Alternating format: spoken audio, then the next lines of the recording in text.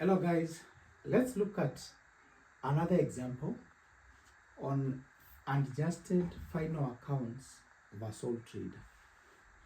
I want us to look at a second example. In our previous video we did one example. This is a second example. Let's go straight to the question.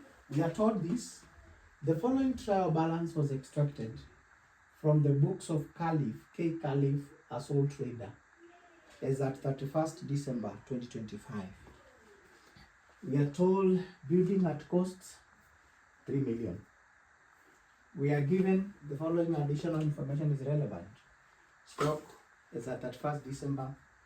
Amounts accrued is at 31st December. Insurance insurance included is 15,500 for Caliph personal vehicle. We have provision for bad doubtful debts. So let's go straight to the question. When you're given such a question, the first thing to do is to do the adjustments, the additional information.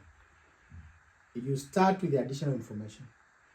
A reminder: any information on the trial balance affects one component of the final accounts, either the income statement or statement of financial position. Any information in the additional information affect both income statement and statement of financial position. Let's see whether that is true. Let's now practice that.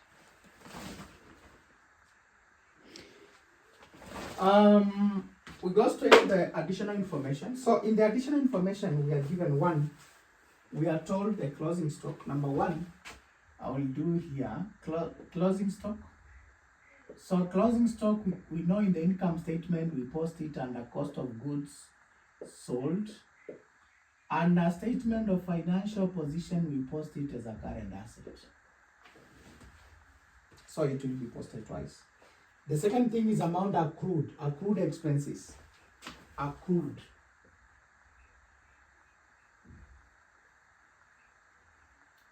expenses, we start with electricity. Electricity means we have 15,000. Then here we have 255,000. So what we paid was 255,000, but we have also a debt of 15,000. So this means our electricity was actually 270,000. In the income statement, we post this. In the statement of financial position, we post this as a current liability. Bonus to employees. Bonus to employees, I'll treat it as wages. How much is paid? What is paid is what is in the trial balance. What is paid here for wages is actually 1286,000. Then we are told we have unpaid. We have a debt or what is not paid of 100,000. So that means the total money is 1386. This is what we actually spend on wages. The same concept will apply. In the income statement, this is what we shall use. In the statement of financial position, we shall take this as a current liability. Why current liability? It is a current liability because this is a debt. This is a debt. Current liability, when you hear debt, is a synonym of liability. Current liabilities or debts are simply liabilities. I would call it a synonym of current liability. A debt, a synonym of liability. We have insurance prepaid. This is insurance paid in advance. So for this insurance, and we also have another one here, personal insurance. Anything that is called personal, it means it is mostly a drawings. So for insurance, you adjust this way. How much is paid is what is in the trial balance. What is paid here for insurance is actually 105,000. 105,000. Then we minus what is prepaid. What is prepaid is 35,000. Then we minus drawings. When we minus drawings, drawings here is 15,500. 15,500. So this is minus, so that we see what we actually spent. So I can calculate that. So I have 105,000. 105,000 minus 35,000 minus 15,500. So that means what we actually spend for business is 54,500. What we spend for business is 54,500. I think we are done with both Roman 4 and Roman 3. On these drawings, it will also add up to these drawings. When we are posting in the statement of financial position, it will also affect this figure. The prepayments, that 5,000, of course, we know is a current asset. So we are done with Roman 3 and Roman 4. Roman 3 and Roman 4, we are done. We go to Roman 5. Roman 5, we are told provision for doubtful debt is 5% of debtors. So we say 5% times debtors. Debtors here are 1920. So 5% of 1920,000. Yeah. So we have 5%.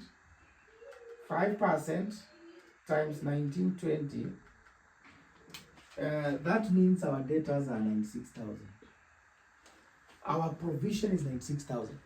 Provision is the percentage of debt that we doubt we shall receive.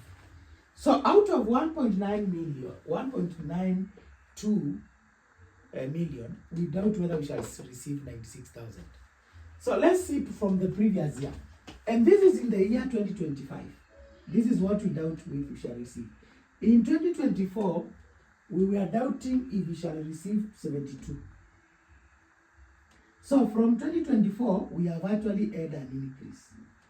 We have increase. This increase I can minus and find that our provision has increased by 24,000. So we shall take that increase as an expense.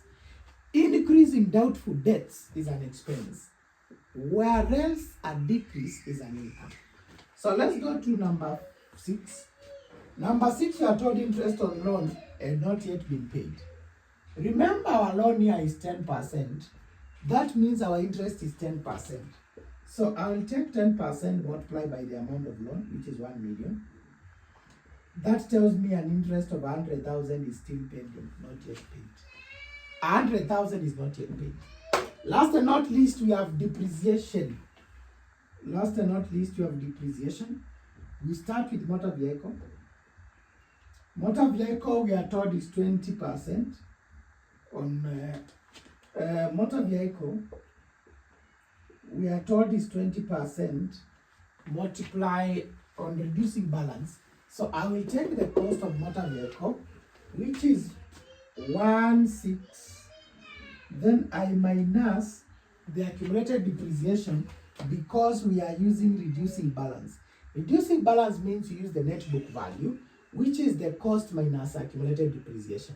What is the depreciation of motor vehicle here? I'll come and look at depreciation I find for motor vehicle. Provision for depreciation for motor vehicle is 700. So I will minus 700 before I multiply. I minus 700. That means 20% of what? 900,000. 20% of 900,000. This gives you 180,000. 180,000. The next is 10% on straight line basis. Straight line basis is same as on cost. So that means 10% for 3 million. 10% of 3 million is actually 300,000. So that is for building. The depreciation is 300,000. That is the working of the additional information. So let's go straight to the question. Let's go straight to the question. I want us to look at the question. So we look at the balance sheet, the statement of income statement and statement of financial position. So to start with, I can indicate the currency here: Kenya shillings, Kenya shilling, Kenya shillings. Then I say, we know, of course we know, we start with sales. From our previous videos, we know that income statement starts from what we sold. So sales, let's look at the figure for sales here. Sales is usually an income, so it's on the credit side. So we come and post 20 million 804 400. 20 million 804 400. 20 million 804 400. We look at whether we have returns. Return, of course, the returns appear on the opposite side. So returns for sales appear on the opposite side, which is debit, 189,000. So I less returns, return inward. When you less return inward is 189,000. Less return inward, so we get the net sales. I can do that very fast. That is 2804 400 minus 189,000 minus 189,000. So what you get here is 615. Then we have 400. This is what we call net sales. That is our net sales or our actual sales. Once we get our actual sales, we look at how much did it cost us for these sales. So we compute what we call cost of goods sold. Cost of goods. Cost of goods sold. We compute what we call cost of goods sold. How do we get cost of goods sold? We start with opening stock. Opening stock is the stock at the beginning of the period, normally given in the trial balance. So let's look at the trial balance here. The stock is that this is the opening stock. 2875 600. 2875 600. So the opening stock is 2875 600. The opening stock is 2875 600. So from the opening stock, we normally add purchases. Our purchases, we look at whether we have purchase returns, so that we see whether we post in the second column or we post in the first column. We have returns, of course. So that means we do the adjustments for returns here and we post the final figure on this other side. So purchases, we have 15,769,000. Then I less purchase return. I less purchase what? Purchase return. That is the opposite side. These ones are on the debit, so the opposite side. We have 149 400. So whatever we get there is actually what we take on the other side. So I have 15,769,000 minus 149 400. Minus 149 400. So what we get here is 619 600. 619 600. The next one, from there we minus less closing stock. We can check whether we have carriage. I don't know. We don't have carriage. Inwards or carriage outwards. So we have less what? Less closing stock. Closing stock appears here. Closing stock appears here. Of course, closing stock is given in the additional information. So closing stock amounted to 3072. So I have 3 million 3072 600. So I minus. What I get after I minus is what we call cost of goods sold. So let me minus that. So I have 2875 600 plus 15619 600 minus 3072 600. The answer that I get is 15,422 600. So 15,422 600. Cost of goods sold. We sold these goods at 20 million, but they costed us 15 million. Let's see what is the gross profit before we adjust for other expenses. Gross profit. The gross profit is this minus this. So we have 26,15400 minus the cost of goods sold. Our gross profit is 5,192,800. 5,192,800. That's our gross profit. Let's now look at whether we have other incomes, because we know after there we look at other incomes. Other incomes are found on the credit side. This is not an income, but here we have discount allowed, so I can comfortably say add other incomes. So other incomes here is discount received.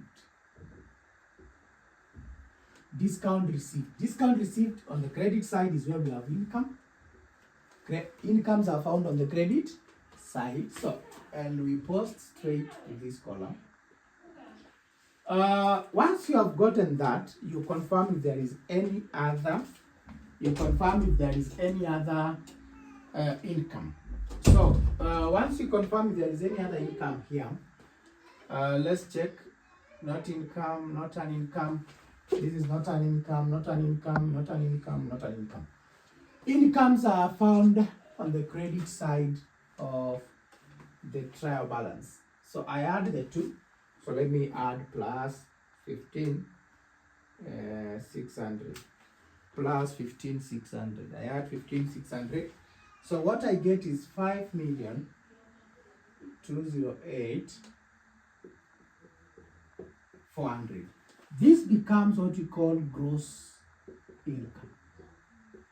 This becomes what we call gross income. This becomes gross income. This becomes gross income. This becomes gross income. Once you've gotten gross income, now you go and compute expenses.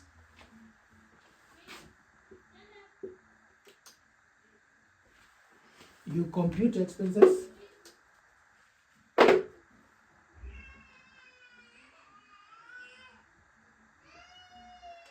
You compute for expenses. Expenses, when you are computing expenses, it is advisable you start with additional information. So let me start with the expenses that have adjustments. One, I'll start with what we call electricity.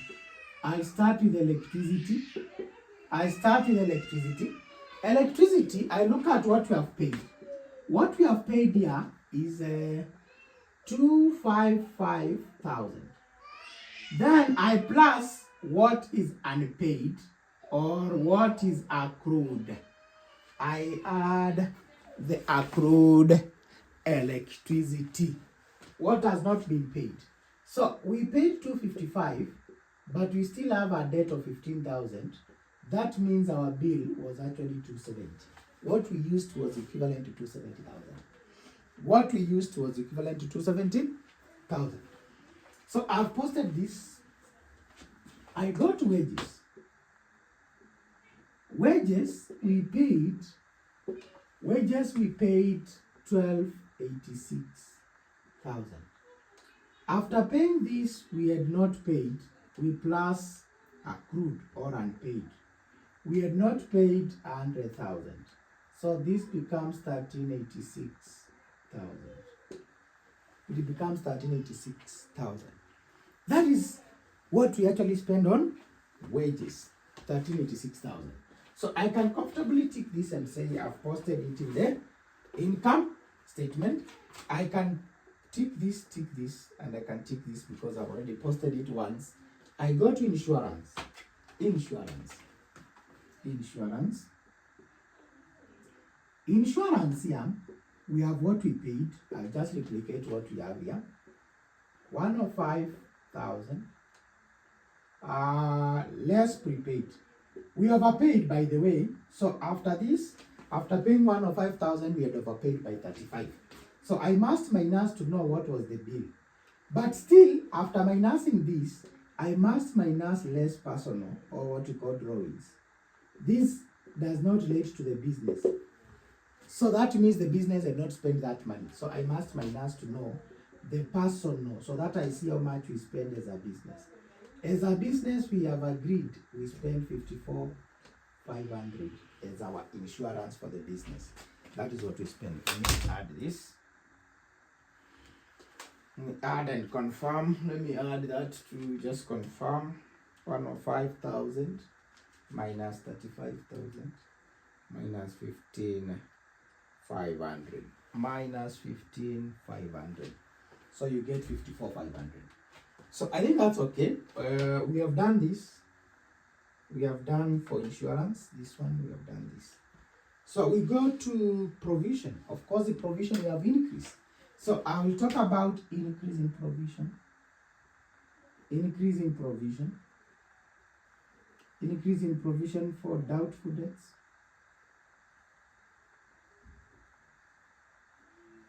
Increase in provision for doubtful debts is the increase itself is 24,000. I just post here 24,000. Then I go to interest. Interest is just, we don't have interest here. So loan interest, I can call it loan interest because it's an expense. I can call it loan interest, which is 100,000. From there, I can go to depreciation. Depreciation I have for motor vehicle. Depreciation I have for motor vehicle. For motor vehicle is 180,000. I can write on this column so that I take the total there. And I have the 10%. 10% was on building. I have the one for building, which is 300,000.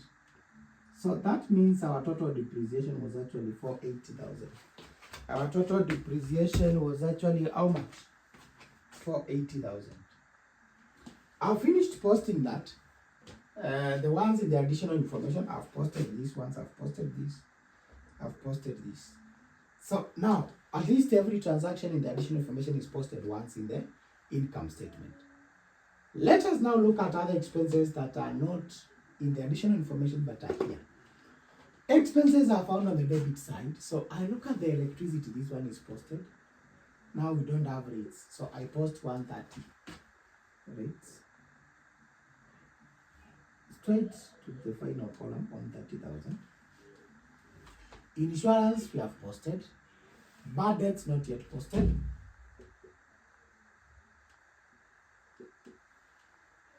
Bad debts 92,000. Then we have stock, debtors, capital, bank loan, wages. So we have not added here is discount. We have discounts here on the debit side. So here we get the discounts. From that we have also discount. So we'll also put discount allowed. Discount allowed. Discount allowed is 20,000. Discount allowed is 20,000. So that gives a total 2,556,900. Discount allowed is 20,000. So that gives our total that. So this is the total expenses. So you take this minus this, what you get is the net profit.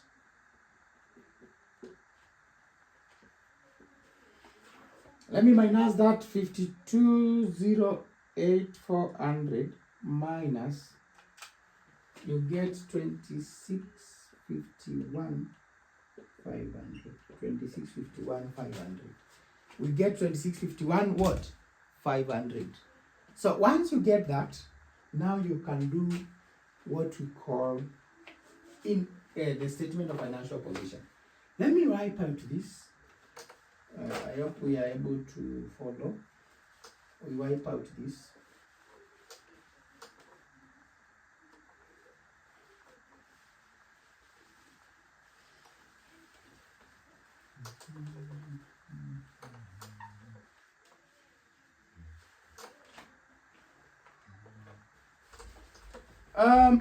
For statement of financial position, we start with non-current asset. It's very simple.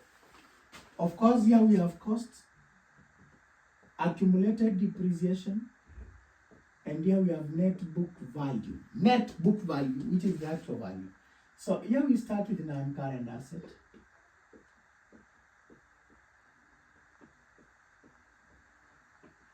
Non-current asset. For the non-current assets, let's look at them here. Our non-current assets are found on the debit side. We can start with building.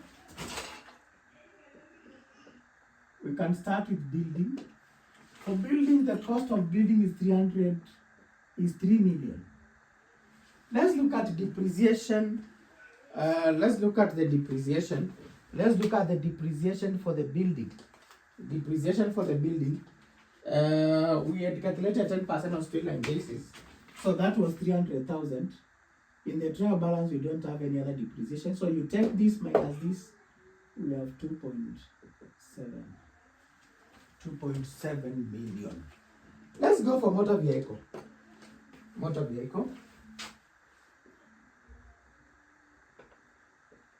How much was the cost? The cost is here. The cost is 1.6 million. 1,600,000.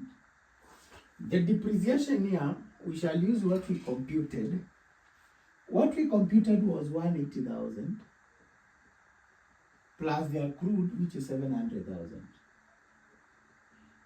So that means this minus 880. 16 minus 880 to 3. The actual value of this is 720,000. Let's see if we have any other non-current asset. I think we are done. This figure is utilized.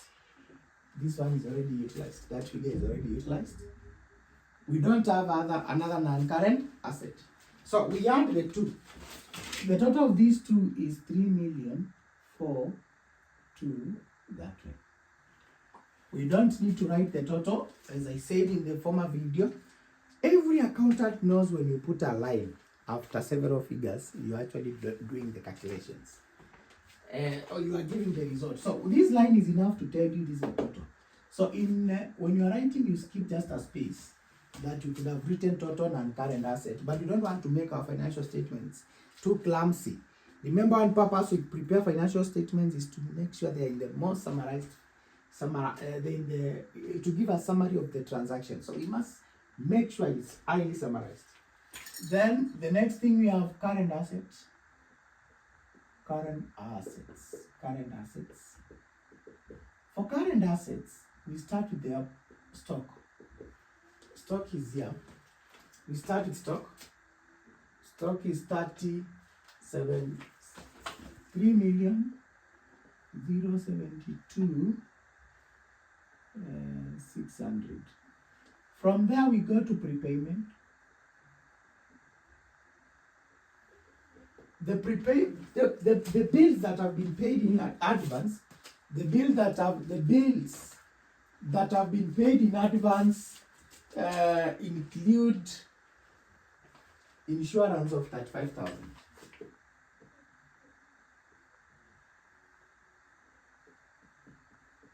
Insurance of 35,000. So this is posted now twice. We don't have another one. So we go to debtors. Let's go to debtors. Our debtors here. Our debtors, the figure for debtors is here. Let me look at trade debtors. Debtors, 1920. So I have 1920,000. Then I less provision.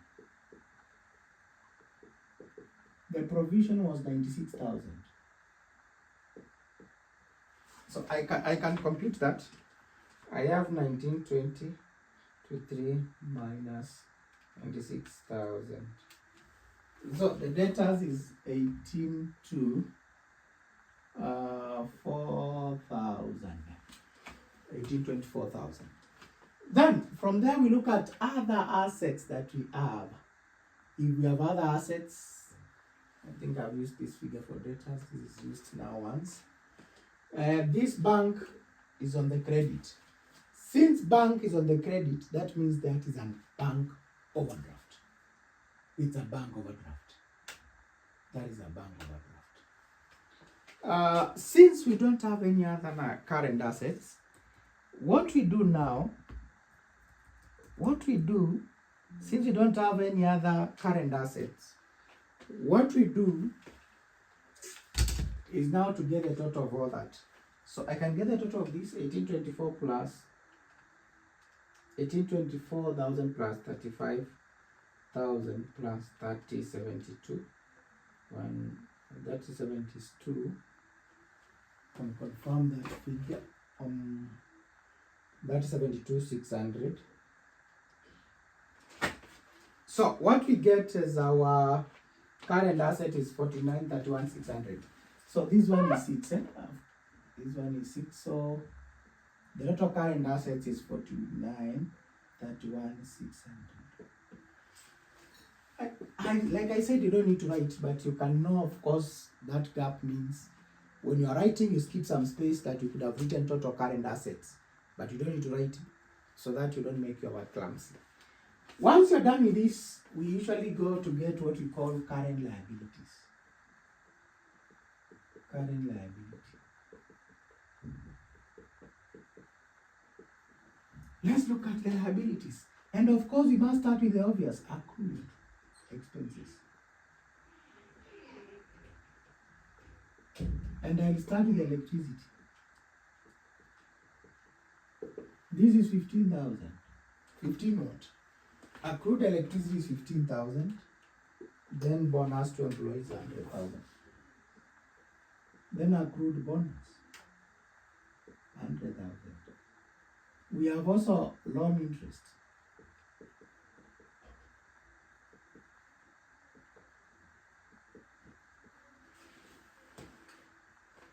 So we can, this has been posted twice, loan interest. Even this, the one for provision is posted twice. Provision for doubtful debts is posted twice. So that is the current liabilities. The other liabilities fall on the credit side, and now we have creditors, 1485,000. So we have creditors, 1485,000. We have creditors, 1485 what? 1485,000. 1485,000. The other thing we need to check on the credit side, if you have anything else that is a creditor. So this is okay, these are used, you find this is okay. This one has also been used. So we have bank overdraft. This is now where we write bank overdraft. Bank overdraft of 484,000. Bank overdraft of 484,000. This is capital, this is long-term loan. So I think we are done with that. Can pick a calculator, we do that. I'll pick a calculator to add that. 15,000 plus 100,000 plus another 100,000 plus 1485,000 plus 484,000. So the total EM, the total that I get is 2184,000. I get 2184,000. Of course, I know this is my current liability. I can keep some space there in my notebook so that I leave space that I could have written that. But since now we are at advanced stages of accounting, you don't need to indicate the total current liability. It is obvious what you have there is total current liabilities. So what we do now is to have working capital. Let me write this not in small. Working capital. Working capital from our former video said is given by current assets minus current liability. So you take this minus this. When you take 4931,600 minus 2184,000, you get 2747,600, which you take this side, 2747,600. Then you take this plus this, what you get is net worth, which is NCA plus working capital. So we have 3420 plus that. So what you get here is 61,67,600. This is your net worth. Then now, once you get that one, you come and now work on your financed by, which is long-term liabilities plus equity. So we have now long-term liability.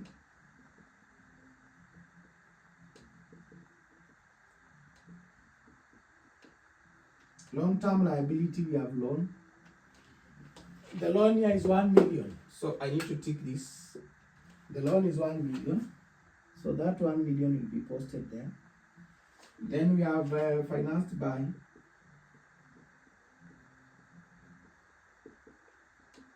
Financed by, we start with capital. Financed by, we start with capital. A business is financed by capital. The capital here is 31,600. 31,600. Then we add net profit. We add net profit. The net profit is what we made here, 25. The net profit is what we made here, 2651,500. 2651,500. Then we minus drawings. Remember, drawings need adjustments. So the drawings here, we had 600,000 plus this personal drawings of 15,500. So that gives me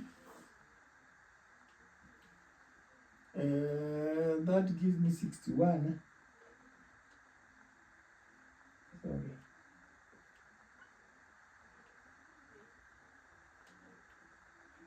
That gives me a total of that. 615,500. That gives me a total of 615,500. Then now I can work out my sum. I can work out my sum of that. 615,500. Sorry. We have 1 million plus 31,600 plus 26,51,500 minus 615,500. So the answer you get here is 61,67,600. My friends, my brothers, sisters, once you get that net worth, once you get that, you know that is the net worth. And this figure should be the same as this one. Once you get the same answer, chances are 99% you are right. Chances are very high that once you take this is the answer and this, they are the same. Chances are 99% that you are right. I hope you have learned. Practice this. It will make you better and perfect. Practice makes perfect in maths. It is not difficult. It's just a positive attitude on the same. Then you're able to do it. Keep doing more illustrations. I'll be posting more illustrations in the channel. Just try to see whether you can get them right. Just try to see if you can get them. You can get the instructions right. I want to wish you all the best, either in your exams and in the course of your program. Thank you and bye.